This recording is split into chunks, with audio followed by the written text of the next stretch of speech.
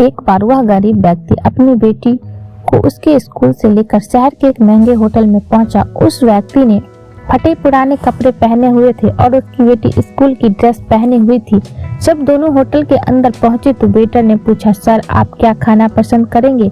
आप अपना ऑर्डर बता दीजिए। तब उस व्यक्ति ने कहा कि आप मेरी बेटी के लिए एक प्लेट पाव भाजी लेकर के आ जाइए बस। वेटर ने कहा, सर आप कुछ नहीं लेंगे? आपके लिए भी कुछ लेकर आऊं? तो गरीब व्यक्ति ने कहा, मेरे लिए कुछ नहीं, आज मेरी बेटी के लिए पार्टी है। मैंने इससे वादा किया था अगर तुम इस जिले के 10th क्लास में टॉप करोगी तो तुम्हें मैं सबसे महंगे होटल में पार्टी दूंगा। तो आप सिर्फ बच्ची के लिए पाव भाजी लेकर के आइए।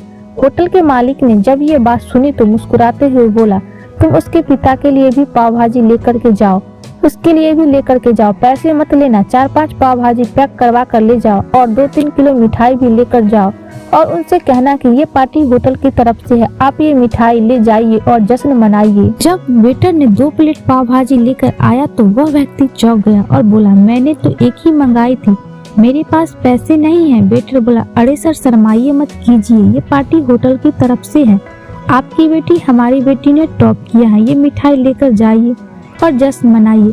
पिता और बेटी खुश हो गए और चले गए। कई साल बीत गए।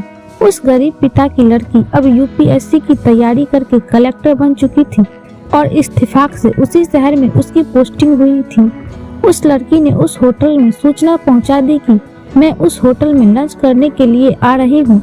होटल के मालिक ने जब ये सुना तो होटल को पूरी तरह से सजा दिया। गांव में ये बातें पूरी तरह से फैल गई और कस्बे के सभी लोग उन्हें देखने के लिए आने लगे। कलेक्टर अपने पिता के साथ उस होटल में पहुंची। कलेक्टर ने होटल के मालिक से कहा कि शायद आप मुझे पहचाने नहीं, हम वही पिता पुत्री हैं जो कि हमारे 10th क्लास टॉप करने पर आपने मुझे पार्टी दी थी।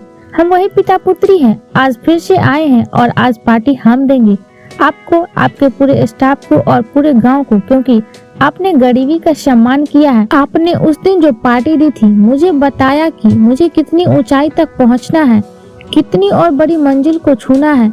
आपने एक नई प्रेरणा दी थी और आज मैं उसी प्रेरणा का एहसास चुकाने के लिए आई हूँ। वो मैडम ये सब बातें कहती जा रही थी और आंखों में आंसू बहती जा रही थी। दोस्तों, यह कहानी हमें सिखाती है कि कभी भी किसी गरीब का मजाक मत उड़ाना, हो सके तो उसकी मदद करना और अगर मदद ना कर सको तो उसका मजाक मत उड़ाना, क्योंकि वो सब देख रहा है। बनना है तो उसकी नज़र में अच्छा बनिए, जहाँ भी रहिए कर दिखाइए कुछ ऐसा कि दुनिया करनी चाहे आपके जैसा। दोस्तों, ये छोटी सी कहानी अगर आपको पसंद आई हो तो इसे लाइक करना, चैनल पर पहली बार आए हो तो इसे सब्सक्राइब करना, दोस्तों में शेयर करना।